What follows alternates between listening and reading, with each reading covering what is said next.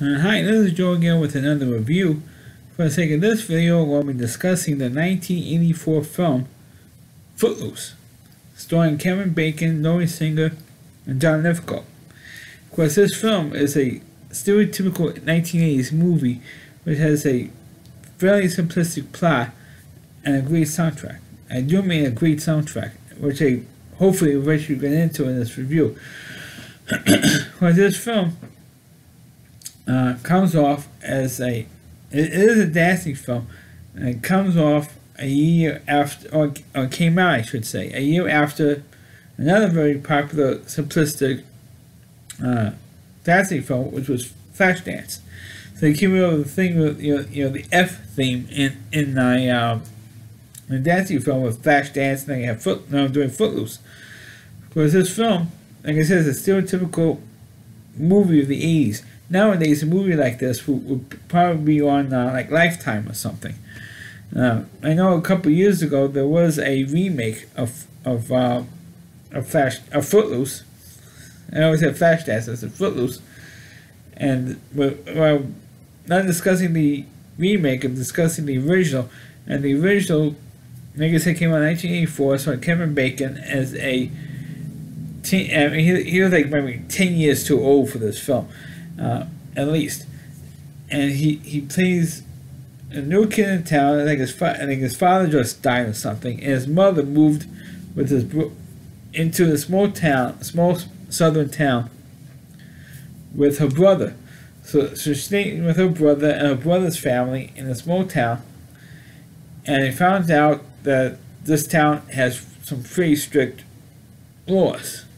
One of them is you don't play loud rock and roll music. You don't play any rock and roll music, particularly loud rock and roll music, and they also ban dancing. And so this was like this is like something, a platform from maybe from the 1950s or a 1960s movie, but this is the 80s. In this town, banned dancing, banned rock and roll music, and Kevin Bacon is trying to say up the rules. And he plays loud rock and roll music, and he's dancing, and he wants to have a high school dance for like a prom for the seniors in the high school, because he's supposed to be a senior in the local high school, and he wants to have he wants to have a senior prom. And the town says no, we can't have a dance, and he finds out why, because the minister of the town, played by John Lithgow, has a lot of pull in the town. And I was able to convince the populace, because I think this town is supposed to be like in the Bible Belt. So they take it, their religion pretty seriously, and Bible studying very stringent with the laws down there and what you could do, what you can do, and they feel that having a dance will lead to drugs, leads to alcohol use. I'm trying to outscream my father over here with his big mouth, with his strict laws, that things that lead to sex, teenage sex or premarital sex with the teenagers, drug use and alcohol use. So I figured if they get rid of dancing and rock and roll music in the town, it will curtail it, and so far it happened to work. So, anyone the teenagers are unhappy about, it happens to work in the town. So Kevin Bacon says, okay, let's have an organized thing where we can control, or at least try and control, what's going on. As we know, alcohol will be used. Restrict about the rules, but at least have the kids have a proper dance without any of that stuff. We keep that stuff, especially the drugs and alcohol and the bad influences. We keep that out. If we keep it strictly supervised, none of that stuff would happen. And even though Kevin Bacon, the character, proposes this, he still gets voted down. But just across the line, or the city line, or the state line, he had this rented out this old barn and had this dance anyway, in spite of it. And he was going to do it. He was going to do it out of spite of what the town wanted to do.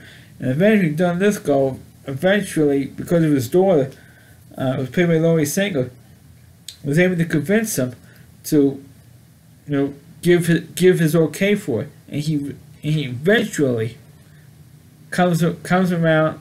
Of course, obviously, only in the end of one of these movies, he finally gives his okay.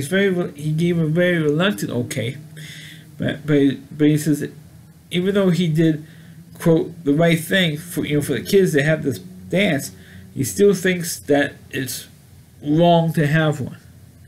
He still thinks it's wrong to have it, and even though he eventually gave his blessing for it, but he feels like, hey, on one hand, he did the right thing for his daughter, but he did the right thing for his religious convictions. And the reason why he felt that way is because his son was killed, in a drunk driving accident. So he feels that if he gets rid of, on his way home from a dance or a party or something, a dance or a party. And so he figured, okay, if he bans that, no kid will get killed in the way that his son was killed. That's why he was so overly, against it. I know I'm speaking through this plot because like I said at the top of this review, it's a very, very simplistic plot. And a very stereotypical plot for a movie, in the 80s. Has a very simplistic plot, but with a great soundtrack. And I mentioned earlier about how great the soundtrack is. And even though, for some dumb reason, I never bought the soundtrack for this film, but this has one of the great movie soundtracks in the 1980s. And it was one of the biggest, I think it still is, and maybe in the top 10, maybe even the top 20, top-selling movie soundtracks of all time. Because it has, of course, the lead song, Footloose, sung by Kenny Loggins, that's up there. It still gets played on the radio once in a while, still to this day, almost 40 years later, it still gets played on the radio. And also it has Let's Hit It For The Boy, which is also a big hit. Almost Paradise.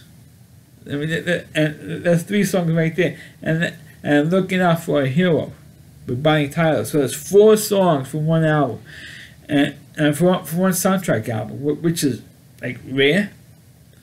It's rare today in 2021.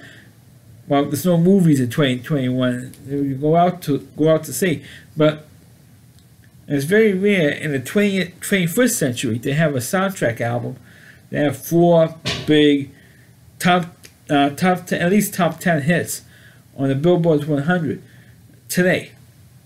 But back then, if you had like 4 most of the songs, but big songs from the 1980s, I have to say it. Those of you who never grew up in the 80s like I did, but most of the big soundtrack albums, or should I say big song hits, came out of a movie soundtrack, believe it or not.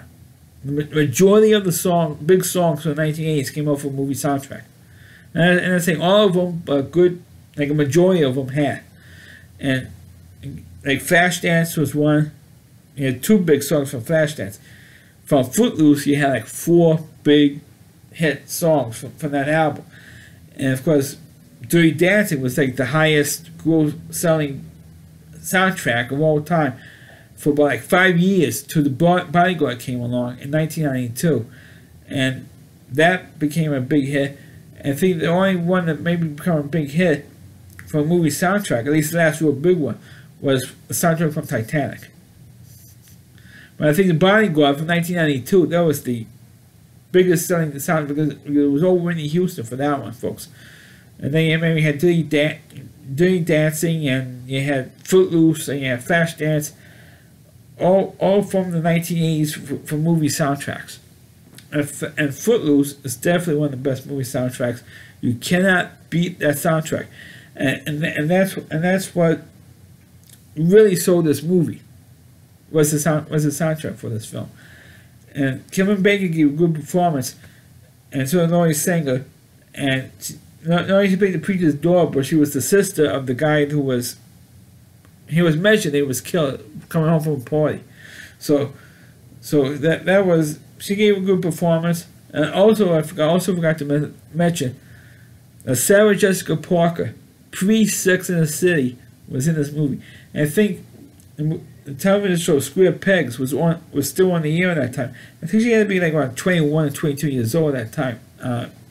Sarah Jessica Parker, you see how gorgeous she was back, even back then, in the early, it was in the early 20s at that time. But this movie, like I said, it was a stereotypical plot, but it was good for what it was. It was a good dancing film. It wasn't that that great of a plot. And if you look at it back in the 80s, you think, okay, it's a good movie, but with the soundtrack and everything. But the soundtrack was what made the movie. I mean, without that soundtrack, I don't think Footloose would be a good movie.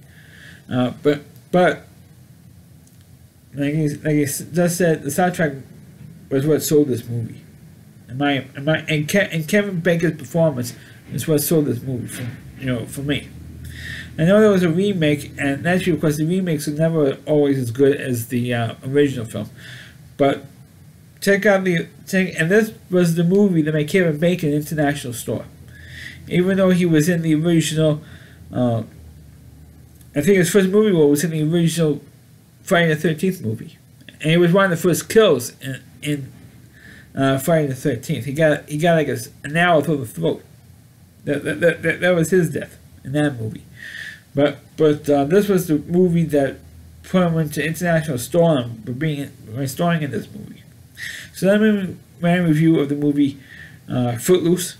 Please click on the video. Please rate it. Please subscribe to my channel. Please forward this video onto your Facebook Facebook pages. You can check out all my reviews on my YouTube channel at rallyc.com. That's all WDY. And that's C.com. That's the homepage to run a reviewer. Chris Lee Moore. Please check out all of his videos on his website. Thanks for watching. And catch you next time.